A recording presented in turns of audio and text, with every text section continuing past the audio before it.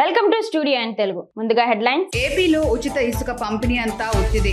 AP సర్కార్ మోసం చేస్తుంది అంటున్న సంతనూతలపాడు మాజీ ఎమ్మెల్యే టీజేఆర్ సుధాకర్ బాబు. వైసీపీ ప్రభుత్వం మాదిరిగా మాట మార్చే ప్రభుత్వం తెలుగుదేశం కాదు. టీడీపీ ప్రభుత్వాన్ని మేయర్ సురేష్ బాబు విమర్శలు చేయటం విడ్డూరం. సురేష్ బాబు వాస్తవాలు తెలుసుకొని మాట్లాడాలి. తిరుమల శ్రీవారిని దర్శించుకున్న నిర్మాత సురేష్ బాబు కుటుంబం. దర్శనం అనంతరం రంగనాయకుల మండపంలో వేద పండితుడు వేద ఆశీర్వాదం. ఇక డీటెయిల్స్ చూస్తే, ఏపీలో ఉచిత ఇసుక పంపిణీ అంతా ఉత్తిదేనని తేలిపోయిందని సంతనూతలపాడు మాజీ ఎమ్మెల్యే టీజేఆర్ సుధాకర్ బాబు అన్నారు. ఆయన ఏపీ సర్కార్ చేస్తున్న మోసంపై మాట్లాడారు. ప్రధానమైన ఉచిత ఇసుక అనే అంశాన్ని అది ఒట్టిదే అని తేలిపోయింది. తూచ్ అవన్నీ ఏం లేవు, మీరు కట్టాల్సినవి అన్నీ కూడా రీచ్లో కట్టాలని మళ్ళీ ఒక కొత్త జీవోని మన ముందుకు తెచ్చారు. మేనిఫెస్టోలో పెట్టిన హామీలకు తూట్లు పొడటం ఇదేం కొత్త కాదు. టీడీపీ కూటమి ఆధ్వర్యంలోని ప్రభుత్వం ఆ ఎన్నికల మేనిఫెస్టోలో హామీలన్నింటినీ తూట్లు పొడుచుకుంటూ ముందుకెళ్తుంది. ఉచితంగా ఇస్తానన్న చంద్రబాబు నాయుడు గారు మరోసారి ప్రజలందరినీ బోల్తా కొట్టించాడు. ఇసుక ఉచితంగా ఇవ్వకపోగా స్టాక్ యార్డుల వద్ద దారుణమైన రేట్లతో ఇసుకను విక్రయిస్తున్నట్టుగా అఫీషియల్గా ప్రకటించేశారు. స్టాక్ యార్డుల దగ్గర వారి ఫోటోతో ప్రభుత్వం ఆధ్వర్యంలో ఇసుక అమ్మబడును అని నా దగ్గర ప్రభుత్వం ప్రదర్శించిన ఓ ఫ్లెక్సీని రాష్ట్ర ప్రజల సమాచారం కోసం మరియు మీడియా మిత్రుల కోసం మేము చూపించడానికి చేస్తూ, నూతన ఉచిత ఇసుక విధానం 2024 సామాన్యులకు అందుబాటులో ఇసుక నర్సీపట్నం గబ్బాడ ఇసుక డిపోలో 1225 రూపాయలకు అమ్ముతున్నట్లుగా ప్రకటించారు. ఇప్పుడు దీన్ని ఉచితం అందామా? చంద్రబాబు నాయుడు గారు ఉచితంగా ఇస్తానన్న హామీ ఏమైంది? ఎందుకు మీరు నెల రోజుల్లోనే ఈ కప్పగంతులు వేస్తున్నారు?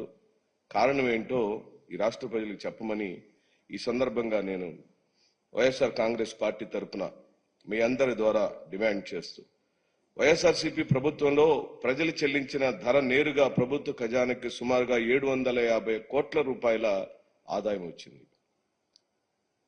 సంవత్సరానికి 750 కోట్లు 5 సంవత్సరంలో ఎంత ఇది అయి ఉంటుందో మీరు గమనించమని చెప్పి అడుగుతూ, ఇప్పుడు ఈ రీచ్ల దగ్గర వసూలు చేసే డబ్బులన్నీ కూడా ఎవరి దగ్గరికి వెళుతున్నాయి? ఆ 750 కోట్ల రూపాయలు సంవత్సరానికి వైఎస్ఆర్ కాంగ్రెస్ పార్టీ ప్రభుత్వంలో రికార్డెడ్ గా ప్రభుత్వానికి వచ్చిన 750 రూపాయల డబ్బులు ఇప్పుడు తెలుగుదేశం పార్టీ నాయకుల యొక్క జేబుల్లోకి వెళ్తున్న మాట నిజమా కాదా?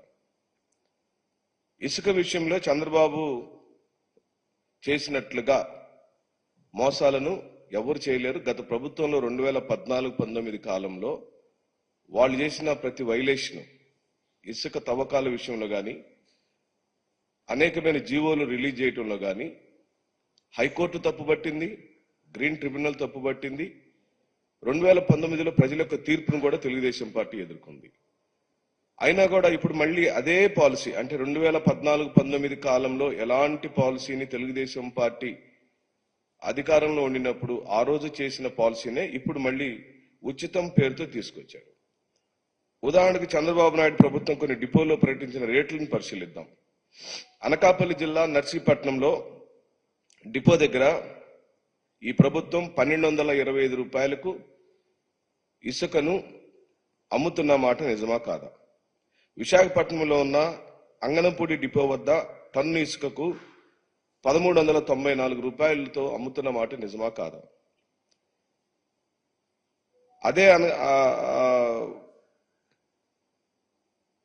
ఇదే రేట్లతో దాదాపుగా ఇప్పుడు తెలుగుదేశం పార్టీ ఏ రేట్లతో అయితే, ఎన్డీఏ కూటమి ఏ రేట్లతో అయితే ఫ్లెక్సీలు వేసి రీచ్ల దగ్గర పెట్టారో, జగన్మోహన్ రెడ్డి గారి ప్రభుత్వం కూడా అదే రేట్లతో అమ్మితే తద్వారా ప్రభుత్వానికి 750 కోట్ల రూపాయల డబ్బులు ఖజానాకు వచ్చినాయి. ఏ డబ్బులు మీరు ఈ రోజున ప్లకార్డులో ఫ్లెక్సీలేసి రీచుల్లో పెట్టారో అదే రేట్లతో గత ప్రభుత్వం అమ్మిన మాట నిజమైనప్పుడు ఇప్పుడు వస్తున్న ఆదాయం అంతా మీరు తెలుగుదేశం పార్టీ లేదా జనసేన పార్టీ లేదా ముగ్గురు పార్టీలకు సంబంధించిన నాయకులు ఇదిగో ఇక్కడ నర్సీపట్నం వైఎస్ జగన్మోహన్ రెడ్డి గారి ప్రభుత్వంలో నర్సీపట్నం రీచ్లో 1400 రూపాయలకి పోయిన ప్రభుత్వం ఇసుకను అందజేసింది. ఇదంతా పేపర్ యాడ్లో ఇచ్చాం, పారదర్శకంగా ఇచ్చాం, ఎక్కడ కూడా అబద్ధం లేదు. ఏ రీచ్లో ఎంత రేట్లకు ఇసుక అందుబాటులో ఉందనే విషయాన్ని స్పష్టంగా మా ప్రభుత్వం జగన్మోహన్ రెడ్డి గారి యొక్క ప్రభుత్వం 2019 నుంచి 24 కాలంలో స్పష్టంగా ఇచ్చాం. అదే నర్సీపట్నం అదే రీచ్లో ఈ రోజున వాళ్ళు అమ్ముతున్న రేటు 1225 రూపాయలు. 1400కు 1225 రూపాయలకు మధ్యలో వ్యత్యాసం ఎంత ఉంది? అదేనా ఇప్పుడు మీరు తీసుకొచ్చిన ఉచిత ఇసుక పాలసీ? మీరు ఏం తీసుకొచ్చారని అడుగుతున్నాం. దానికి మీరు అనేకమైన కారణాలు మీరు చెబుతున్నారు. అంటే దానిలో సేన్ రైజ్ కట్టాలి, లేకపోతే ఎక్స్వేషన్ ఫీజు కట్టాలి, లేదా లోడింగ్ చేయడానికి డబ్బులు కట్టాలి, లేదా ట్రాన్స్పోర్ట్ అంటే రీచ్ నుంచి స్టాక్ యార్డ్ వరకు అయ్యే ట్రాన్స్పోర్ట్ డబ్బులు కట్టాలి, ర్యాంప్ మెయింటెనెన్స్ డబ్బులు కట్టాలి, అలాగే అడ్మిన్ ఎక్స్పెన్సెస్ కట్టాలి, డిఎంఎఫ్ ఫీజు కట్టాలా, మెరిట్ ఫీజు కట్టాలా, జిఎస్టీ అని రకరకాల పేర్లతో కాకినాడ రైతు బజార్లలో బియ్యం కందిపప్పు అమ్మకాలు చేపడుతున్నట్లు రైతు బజార్ ఎస్టేట్ ఆఫీసర్లు పి కృష్ణారావు, ఎర్రంశెట్టి శివ పేర్కొన్నారు. కాకినాడలోని అన్ని రైతు బజార్లలో ప్రత్యేక కౌంటర్ల ద్వారా తక్కువ ధరకు బియ్యం కందిపప్పు విక్రయించినట్లు రైతు బజార్ ఎస్టేట్ ఆఫీసర్లు పి కృష్ణారావు, ఎర్రంశెట్టి శివ పేర్కొన్నారు. ఆయన విలేకరులతో మాట్లాడారు. కాకినాడ రైతు బజార్లో ప్రభుత్వం ఆదేశాల మేరకు రాయితీ కందిపప్పు 160 రూపాయలకి రేపు ఓపెన్ చేస్తున్నాము. అలాగే రైస్ కూడా స్టీమ్ రైస్ 49 రూపాయలకి రైస్ 2 కౌంట్లు పెట్టేస్తాం. మేము ఇది కొద్దిగా పోతాం. ముఖ్య అతిథిగా Kakinada city MLA Vanamadi councillor Kondababu గారు ప్రారంభిస్తున్నారు. ఈ రోజు నుంచే సామాన్యులకు అందుబాటులో ఉండే విధంగా కందిపప్పు రైసు ఈ రోజు నుంచే రైతు బజార్లో స్టీమ్ రైస్ కేజీ 49 రూపాయలకు, కందిపప్పు కేజీ 160 రూపాయలకు ప్రభుత్వం అందజేయడం జరుగుతుంది. దీన్ని వినియోగదారులందరూ వినియోగించుకుంటారని కోరుకుంటున్నారు. నక్కబల్లి 50 పడకల ఆసుపత్రిలో షిప్ ట్రాయిజన్ ఇంజెక్షన్ వికటించి 22 మంది అస్వస్థతకు గురయ్యారు.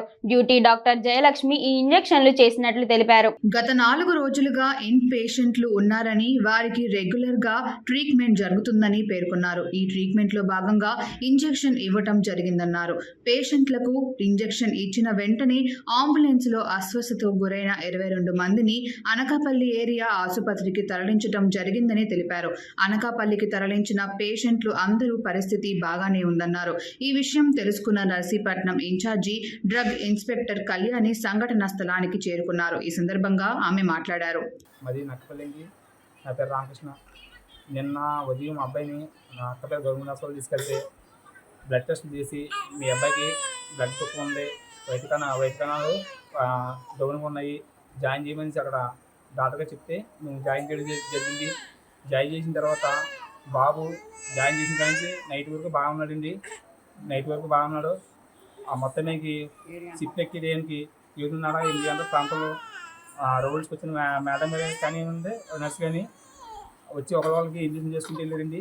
ఇంజక్షన్ చేసుకుంటే ఇలాగనే మా పక్క బెడ్లో ఉన్న ఆయనకి వాంతి అయిందండి. వాంతి అయిన తర్వాత ఏంటి ఇలా వాంతి అవుతుందని తీసేసరికి ఆ పక్కన ఇంకొకరికి బాగాలేదు. ఆ పక్కలో కూడా వణికెత్తిపోతుంటే ఆ పక్కన ఇంకొకరు కూడా వణికెత్తిపోతున్నారు. ఏదేదో ఇన్ఫెక్షన్ ఇచ్చిందనేసి నేనే మా అబ్బాయి దగ్గరికి వెళ్ళి దుప్పటి కప్పుకొని తీసుకొస్తానండి బయటికి. నేను తీసుకొచ్చిన వెంటనే మిగతా పిల్లలను కూడా అందరూ తీసుకురావడం జరిగిందండి. మా అబ్బాయిని ఎలా తీసుకొచ్చిన 5 నిమిషాల్లో మా అబ్బాయి కూడా పలస పడిపోయి అలాగే వణుకు కూడా స్టార్ట్ అయిపోయింది. అప్పుడు 108 ఫోన్ చేసి అనకాపల్లి తీసుకురావడం జరిగిందండి. అప్పుడు ఎలా అనిపించింది చేసాక? తర్వాత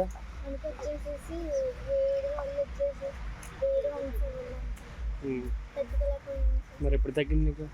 ఇంజక్షన్ చేసినా తగ్గింది సార్. మళ్ళీ ఇంకో ఇంజెక్షన్ చేసారా? ఆ ఇంజెక్షన్ కాకుండా? అవును సార్. పల్నాడు జిల్లా అమరావతి మండలం అత్తులూరు గ్రామంలో ఎన్టీఆర్ విగ్రహాన్ని ఎమ్మెల్యే భాష్యం ప్రవీణ్, ఎంపీ శ్రీకృష్ణదేవరాయలు మరియు ఎమ్మెల్సీ జంగా కృష్ణమూర్తులు ఆవిష్కరించారు.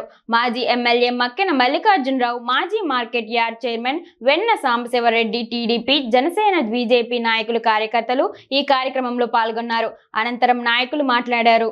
ఇక్కడ ఈరోజు ఆవిష్కరించుకోవడం, ఆ కార్యక్రమంలో మమ్మల్ని భాగస్వామ్యం చేయటం అనేది ఎంతో ఆనందించాల్సిన విషయం. మాకు ఎంతో మాటల్లో చెప్పలేని ఆనందం కలిగించే విషయం ఇది. మొట్టమొదటి కార్యక్రమం పార్లమెంట్ మెంబర్గా అయిన తర్వాత ఈ మండలానికి వచ్చి ఈ కార్యక్రమంలో పాల్గొనడం అనేది చాలా అద్భుతం. అయితే ఎన్టీఆర్ గారి గురించి మేము 41 సంవత్సరాలు పార్టీ కూడా పెట్టి దాదాపు అంతే 41 సంవత్సరాలు అవుతా ఉంది. ఆయన గురించి మేము మాట్లాడటం ఎలా మాట్లాడగలం? కొద్దిగా సీనియర్స్, పెద్దవారు, జుట్టు నరిసిన వారు మాట్లాడితే వారికి కొద్దిగా అనుభవం ఉంటుంది కాబట్టి, వారు కొద్దిగా దగ్గరగా చూసుంటారు కాబట్టి వాళ్ళు మాట్లాడితే వేరు. కానీ మేము మాట్లాడాలంటే దాదాపు 14 ఏళ్ళప్పుడే ఆయన చనిపోవడం జరిగింది. అయితే మీ అందరికీ కూడా తెలియాల్సిన విషయం ఏమిటంటే, ఎవరైతే ఆయనతో పాటు ట్రావెల్ చేశారో కూడా నాన్నగారికి ఏదో ఒక విధంగా స్నేహితులు, వారితో ఎక్కువ సమయం. మొట్టమొదటిసారిగా మేమిద్దరం ఎంపీగా అయిన తర్వాత, నేను ఎమ్మెల్యే అయిన తర్వాత మొట్టమొదటిసారిగా మేమిద్దరం కలిసి ఈ కార్యక్రమానికి ఈ నియోజకవర్గంలో ఈ గ్రామానికి రావడం, అందులో మా అన్నగారి విగ్రహ ఆవిష్కరణకు రావడం చాలా సంతోషంగా భావిస్తున్నాను. ఈ విగ్రహం ఏర్పాటు చేసిన కమిటీ వారికి, గ్రామ పెద్దలకు కూడా అందరికీ అభినందనలు, కృతజ్ఞతలు. రాష్ట్ర రాజకీయాలు 83కు ముందు, 83 తర్వాత అనే పరిస్థితులు ఉన్నాయి. ఎందుకంటే ఎన్టీ రామారావు గారు రాకముందు ముఖ్యమంత్రులు ఎక్కడో మద్రాసు నుంచి పాలించే వాళ్ళు. రామారావు గారు వచ్చిన తర్వాత మాత్రమే ప్రతి ఒక్క వ్యక్తికి రాజకీయం గురించి అర్థం అవడం మొదలైంది. ఆ రోజే ఈనాడు పేపర్తో ప్రజలందరికీ రాజకీయం రచ్చబండ మీద మాట్లాడుకునే విధంగా చేసింది ఈనాడు పేపర్. ఎన్టీ రామారావు గారు రాజకీయాన్ని ప్రజల వద్దకు తీసుకొచ్చింది కూడా ఈనాడు పేపర్. ఆ ఈనాడు రామోజీరావు గారు ఈ మధ్యనే ప్రబోధించారు. వారికి కూడా ఒక్కసారి అందరూ నివాళులు అర్పిద్దాం. అన్న ఎన్టీ రామారావు గారి ఎదుగుదలలో, అట్లనే తెలుగుదేశం పార్టీ ఎదుగుదలలో ఈనాడు పాత్ర ఉందనేది అది ప్రతి ఒక్కరికి తెలిసిన విషయం. దేశ చరిత్రలోనే తెలుగు జాతి యొక్క సంస్కృతిని, తెలుగు జాతి యొక్క ఖ్యాతిని దేశాలు వ్యాపింపు చేసినటువంటి ఆ మహానుభావుడి యొక్క విగ్రహాన్ని ఆవిష్కరించుకుంటాం. ఒక కళాకారుడిగా కాకుండా ఆంధ్ర రాష్ట్రంలో జరుగుతున్నటువంటి తెలుగు జాతికి జరుగుతున్నటువంటి తెలుగు జాతి యొక్క ఆత్మగౌరవాన్ని కాపాడాలని గుంటూరు జిల్లా ఉండవల్లి కృష్ణా పశ్చిమ డెల్టా ప్రధాన కాలువకు జలవనరుల శాఖ మంత్రి నిమ్మల రామానాయుడు సాగునీటిని విడుదల చేశారు. ఖరీఫ్ సీజన్ ప్రారంభం సందర్భంగా డెల్టాకు సాగునీటిని విడుదల చేశారు. ఉండవల్లి డెల్టా ప్రధాన రెగ్యులేటర్ వద్ద మంత్రి ప్రత్యేక పూజలు నిర్వహించి నీటిని విడుదల చేశారు.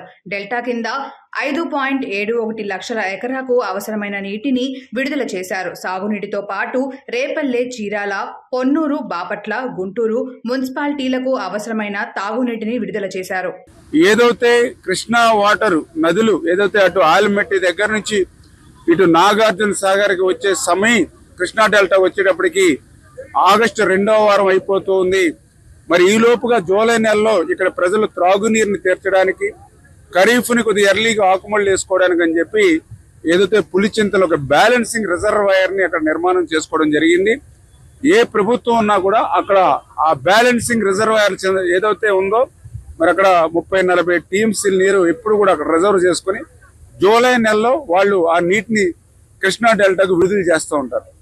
మరి ఈరోజు ఆ పులిచింతల్లో 30 టీఎంసీల మాట నుంచి కనీసం అర టీఎంసీ నీరు కూడా అక్కడ పెట్టలేదనంటే ఆ రోజు ఆ ఉన్న నీటిని కూడా మేనేజ్మెంట్ చేయకుండా వృధాగా సముద్రంలోకి వదిలేసి ఈవేళ కృష్ణా డెల్టా ప్రజలకు ఎంత ద్రోహం చేశాడో ఆ పులిచెంతల్లో డెడ్ స్టోరేజ్ పెట్టడం ద్వారా ప్రజలందరికీ కూడా అర్థమవుతున్నటువంటి పరిస్థితి. అందుకే ఈ యొక్క కృష్ణా డెల్టా మీద కానీ గోదావరి డెల్టా మీద కానీ కనీసం బ్రిటిష్ వారు చూపెట్టినటువంటి ప్రేమ, కనికరం, అభిమానంలో వేసమెత్తు కూడా ఈ జగన్మోహన్ రెడ్డి ప్రాంతం మీద చూపించలేనిటువంటి దుస్థితి. అందుకే ప్రతి నీటి బొట్టుని ఒడిసి పట్టాలి, దాన్ని ఆఖరి పొలం వరకు తీసుకెళ్లాలని చంద్రబాబు నాయుడు గారి ఆదేశాల ప్రకారమే మేము ఏదైతే మంత్రిగా కానీ ఆయన ముఖ్యమంత్రిగా ప్రమాణ స్వీకారం చేసినటువంటి 25 రోజుల్లోనే ఏదైతే గత 4 సంవత్సరాల నుంచి కూడా మెయింటెనెన్స్ లేకపోయినా ఎత్తుపోతాం ఈ 10-15 రోజులను యుద్ధ ప్రాతిపదిక మీద మరి ఏదైతే తుప్పు పట్టేసినటువంటి మోటార్లన్నీ కూడా మళ్ళీ రిపేర్ చేసుకుంటూ, ఏదైతే ట్రాన్స్ఫార్మర్స్ ఇవన్నీ కూడా కండిషన్ లేక కాలిపోయినా మళ్ళీ వాటిని బాగు చేసుకుంటూ, స్పేర్ పార్ట్లు కూడా లేక అంటే గత 4 సంవత్సరాల్లో మెయింటెనెన్స్ ఇవ్వక స్పేర్ పార్ట్లు కూడా లేకుండా చేతులెత్తేసినటువంటి పరిస్థితుల్లో మళ్ళీ అటు పట్టిసీమ కానీ, పురుషోత్తంపట్నం కానీ, పుష్కర కానీ, తాడిపూడి కానీ అన్ని యుద్ధ ప్రాతిపదిక మీద ఈ 15 రోజులు చక్కబెట్టుకుంటూ ఇవాళ గోదావరి నీరు ఈ వెస్ట్ ఈస్టర్న్ డెల్టాల్లో మరి పరవళ్ళు తొక్కుతూ ఉంది అని అంటే మరి ఈవేళ మేము చేస్తున్నటువంటి కృషి చంద్రబాబు నాయుడు గారు ఇచ్చిన ఆదేశాల ప్రకారం పనిచేసుకుంటూ పోతూ ఉన్నాం.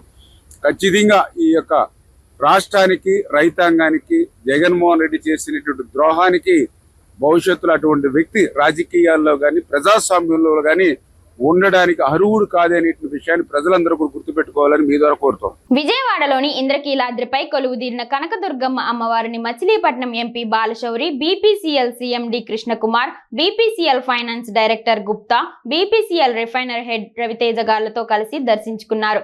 తొలుత వేద మంత్రోచ్చరణలు, మంగళ వాయిద్యాలతో ఆలయ ఈవో అధికారులు స్వాగతం పలికారు. అనంతరం అమ్మవారి ఆలయంలో ప్రత్యేక పూజలు చేసి వేద పండితులు ఆశీర్వచనం అందజేశారు.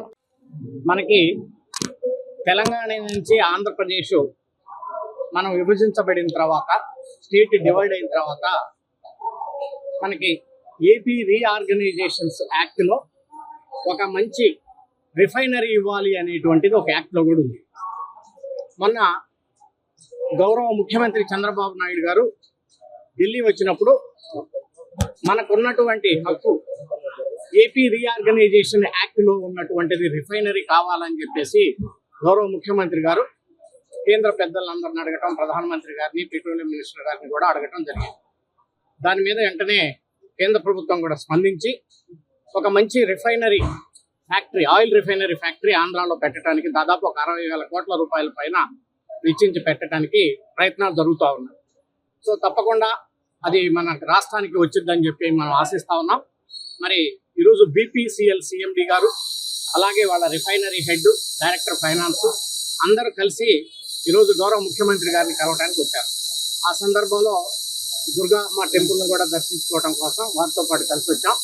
భగవంతుడి దయ వల్ల తప్పకుండా ముఖ్యమంత్రి చంద్రబాబు నాయుడు గారి యొక్క కృషి, అలాగే deputy chief minister Pavan Kalyan గారి యొక్క కృషితోటి ఒక మంచి ఇన్వెస్ట్మెంట్, ఒక 60,000 కోట్ల రూపాయల ఇన్వెస్ట్మెంట్ ఆంధ్రాకి వస్తే తప్పకుండా డైరెక్ట్ గా కానీ ఇండైరెక్ట్ గా కానీ ఒక 20 నుంచి 25,000 మందికి ఉద్యోగ అవకాశాలు వస్తాయి. దానికోసం అందరం కూడా ఎంపీలు అందరం కలిసి కూడా ప్రయత్నాలు చేస్తాం. మరి ముఖ్యమంత్రి గారి యొక్క సజెషన్స్ ప్రకారంగా, అలాగే పవన్ కళ్యాణ్ గారి యొక్క సజెషన్స్ ప్రకారం.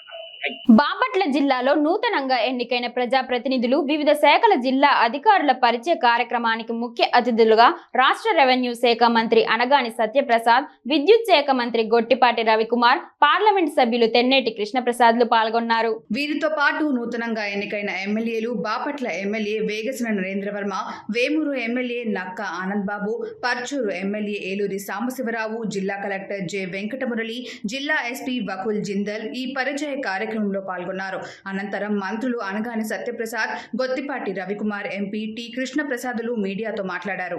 చాలా సీరియస్గా మ్యాటర్స్ తీసుకుని మన మధ్యలోనే మినిస్టర్ గారు ఉన్నారు, అది కూడా మనం మినిస్టర్ గారు ఏం చెప్తారో చూసి ఆ పాలసీ ప్రకారం మనం ముందుకు పోవాలి. Yesterday only white paper and energy కూడా రిలీజ్ అయింది. So I congratulate honourable minister for getting the white paper release. అదేవిధంగా అఫ్కోర్స్ మన రెవెన్యూ శాఖ మంత్రులు గారు కూడా ఇక్కడే ఉన్నారు.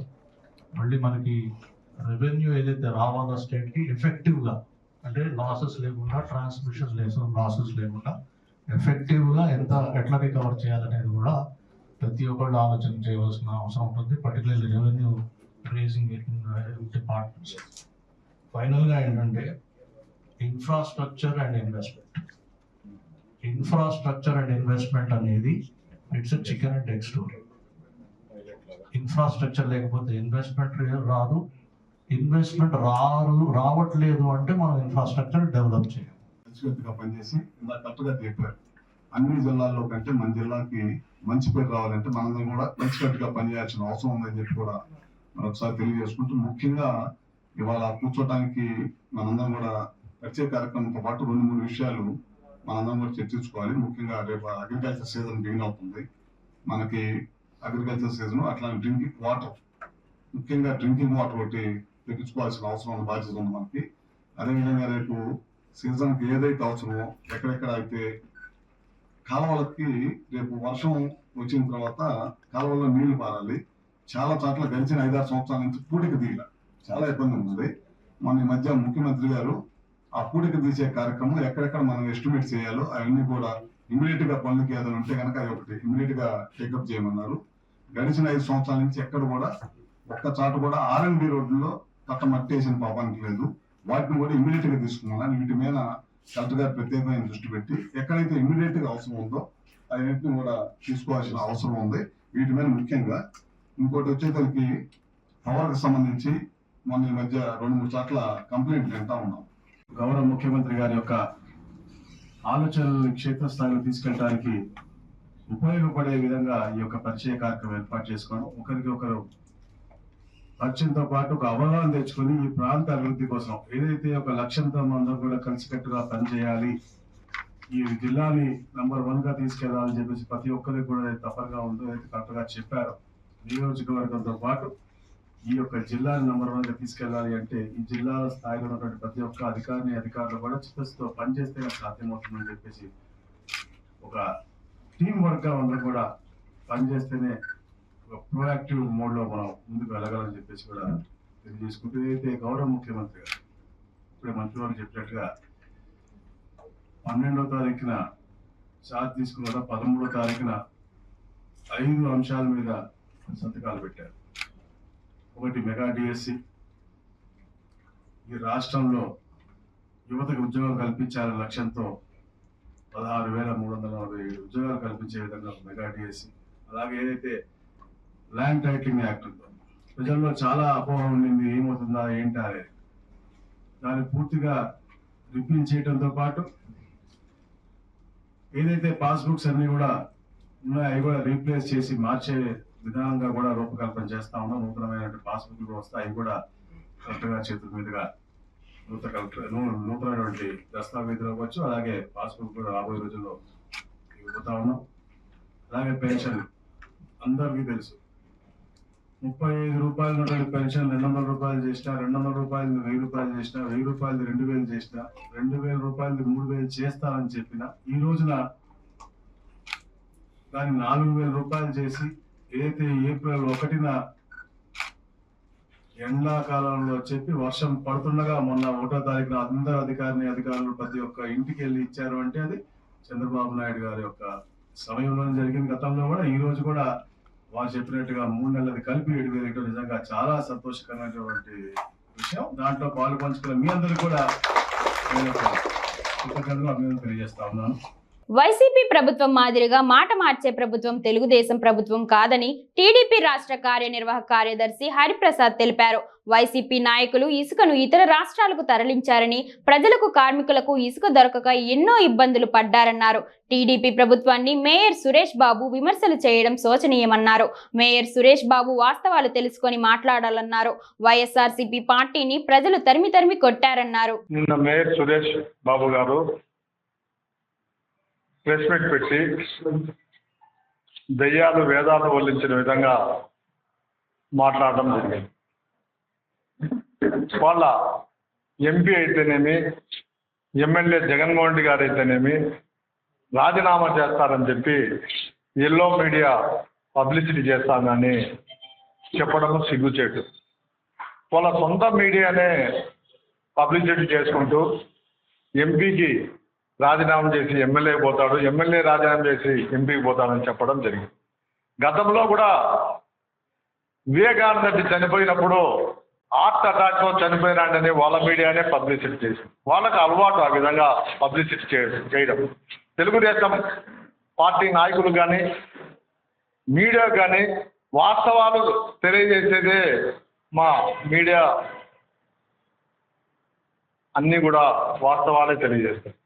వాళ్ళ మాదిరి లేనిటి ఉన్నట్లు ఉన్నాయి లేనట్లు ఎవరు కూడా తెలియజేయరు. కాబట్టి సురేష్ గారు ఆయన ఏం మాట్లాడుతున్నాడో ఆయన తెలుసుకొని మాట్లాడాలని చెప్పి కోరు. అదేవిధంగా నిన్న శాండ్ గురించి మాట్లాడాడు. శాండ్ ఇవ్వడం అనేది మా ముఖ్యమంత్రి గౌరవనీయులు నారా చంద్రబాబు నాయుడు గారి ధ్యేయం. ఆ దినం ప్రజలు ఎంతో ఇబ్బంది పడ్డారు, కార్మికులైతే రోడ్లను పడ్డారు. కాబట్టి శాండ్ ఫ్రీగా ఇవ్వాలని చెప్పి ఆయన డిసైడ్ చేసి ఇవ్వడం జరుగుతూ ఉంది. అయితే వైసీపీ నాయకులు శాండ్ను ఇతర రాష్ట్రాలకు పంపించి దోచుకోవడం అందరికీ కూడా ప్రజలందరికీ కూడా తెలుసు. ప్రజలందరూ కూడా కార్మికులైతేమి భవన కార్మికులైతేనేమి అందరూ కూడా రోడ్ల మీద పడ్డారు ఆ దినం ఇసుక లేక. ఈ దినం ఫ్రీగా ఇసుక ఇస్తూ రాయల్టీ కట్టి దాదాపు 750 రూపాయలకు ఇసుక వస్తూ ఉంటే దాన్ని కూడా ఈ మేయర్ సురేష్ గారు మాట్లాడడం సిగ్గుచేటు. ఆ రోజు మేయర్ గారు అయితేనేమి, రవీంద్రారెడ్డి గారు అయితేనేమి, అంజోద్ ఖాన్ అయితేనేమి, అంజోద్ భాష అయితేనేమి మొత్తం కొండలన్నీ కూడా నునుపు చేశారు, దోచుకున్నారు. మట్టి దోచుకున్నారు, ఇసుక దోచుకున్నారు, అదేవిధంగా ఎర్రచందనం దోచుకున్నారు. ఒకటి కూడా వదలకుండా అన్నీ దోచుకుని అలవాటు పడిన వాళ్ళు ఈ దినం 3 నెలలు 30 రోజులు కాలేదు అప్పుడే తెలుగుదేశాన్ని విమర్శించడము నిజంగా శోచనీయం. తిరుమల శ్రీవారిని వీఐపీ విరామ సమయంలో నిర్మాత సురేష్ బాబు కుటుంబ సమేతంగా దర్శించుకున్నారు. దర్శనం అనంతరం రంగనాయకుల మండపంలో వేద పండితులు వేద ఆశీర్వాదం అందించగా టీటీడీ అధికారులు తీర్థ ప్రసాదాలు అందించారు. ఆలయం వెలుపల నిర్మాత సురేష్ మాట్లాడుతూ శంకర్ దర్శకత్వం వహించిన భారతీయుడు 2 చిత్రాన్ని తెలుగులో రిలీజ్ చేస్తున్నామని తెలిపారు. సామాజిక బాధ్యతతో తీసే శంకర్ చిత్రాల తరహాలోనే ప్రతి ఒక్కరూ సమాజం కొరకు బాధ్యతగా పనిచేయాలని కోరారు. సినిమా టికెట్ల ధర పెంపుపై పవన్ కళ్యాణ్ సానుకూలంగా స్పందించారు అని, టికెట్ల ధర కంటే ప్రేక్షకులను సినిమాకు తీసుకురావడమే మా ముందున్న పెద్ద సవాలని నిర్మాత సురేష్ బాబు తెలిపారు. అది ఆంధ్ర తెలంగాణలో ఏషియన్ సురేష్ మేము డిస్ట్రిబ్యూట్ చేస్తున్నాం. అంటే వ్యవస్థ మీద అతను బాగా సినిమాలు చేస్తారు. So we hope this is again a good thing. అంటే సిస్టమ్ని క్లీనప్ చేయటం అనేది అందరి మనసులో ఉంటుంది. శంకర్ గారికి అది అలవాటు. అది అలాంటి సినిమాలు ఎంటర్టైన్మెంట్కి చెప్పడం ఆయనకు బాగా వచ్చిన విద్య. I hope he comes up with another good film. మనకు అందరికీ తెలుసు సొసైటీలో వాట్ ఆల్ గోస్ ఆన్. ప్రతి ఒక్కరూ కొంచెం చేస్తే it will become a better world to live. That's my personal feeling. I don't think so much that's not ఏదో ఉంటుంది కానీ that's not the effort. Ticket rates నార్మల్గా government is not made a big problem. వాళ్ళు ఏది కావాలంటే చేసేసుకోవచ్చు అని చెప్పారు వితౌట్ ఎనీ ప్రాబ్లం. దానికి ఇది సింప్లిఫై ద జియో అని మన పవన్ కళ్యాణ్ గారు చెప్పారు. ఫ్యూచర్ అది పెద్ద ఇష్యూ కాదు. టికెట్ రేట్లు పెంచడం కన్నా ఫిలిం వ్యూయింగ్ అనేది అందరికీ మనం అందుబాటులో పెట్టాలా, ఎక్కువ మంది వచ్చి సినిమాలు చూస్తూ ఉండాలా. It is one of the cheapest entertainment and it is the best community. అంటే ఒక ఆనందం అందరు ఫ్యామిలీస్ని. ఇప్పుడు చాలామంది ఆడియన్స్ థియేటర్స్కి రావటం లేదు. మేము నిర్మాతలుగా అలాంటి సినిమాలు తీసుకొచ్చి వాళ్ళని తీసుకురావాలా. We have to keep it affordable for them and అది ఒక మంచి ఎక్స్పీరియన్స్గా క్రియేట్ చేయటం is the most important thing. అప్పుడే సినిమాలు సర్వైవ్ అవుతాయి, థియేటర్స్ సర్వైవ్ అవుతాయి అండ్ ఆ బిజినెస్లో చాలామందికి ఉద్యోగాలు కూడా ఉంటాయి. సో దట్ యాక్టివిటీ అనేది the whole industry should look forward. దాన్ని ఎలా ఆ యాక్టివిటీని కమ్యూనిటీ బిల్డింగ్ ఎలా చేయాలని మేము అందరూ ఆలోచించి చేస్తాం. వార్తలు ముగించే ముందు హెడ్లైన్స్ మరోసారి. ఏపీలో ఉచిత ఇసుక పంపిణీ అంతా ఉత్తిదే. ఏపీ సర్కార్ మోసం చేస్తుంది అంటున్న సంతనూతలపాడు మాజీ ఎమ్మెల్యే టీజేఆర్ సుధాకర్ బాబు. వైసీపీ ప్రభుత్వం మాదిరిగా మాట మార్చే ప్రభుత్వం తెలుగుదేశం కాదు. టీడీపీ ప్రభుత్వాన్ని మేయర్ సురేష్ బాబు విమర్శలు చేయటం విడ్డూరం. సురేష్ బాబు వాస్తవాలు తెలుసుకొని మాట్లాడాలి. తిరుమల శ్రీవారిని దర్శించుకున్న నిర్మాత సురేష్ బాబు కుటుంబం దర్శనం అనంతరం రంగనాయకుల మండపంలో వేద పండితులు వేద ఆశీర్వాదం. స్టూడియో అండ్ తెలుగు న్యూస్ ఇంతటితో సమాప్తం. తిరిగి రేపటి బులెటిన్ లో మళ్ళీ కలుద్దాం. అంతవరకు సెలవు. నమస్కారం.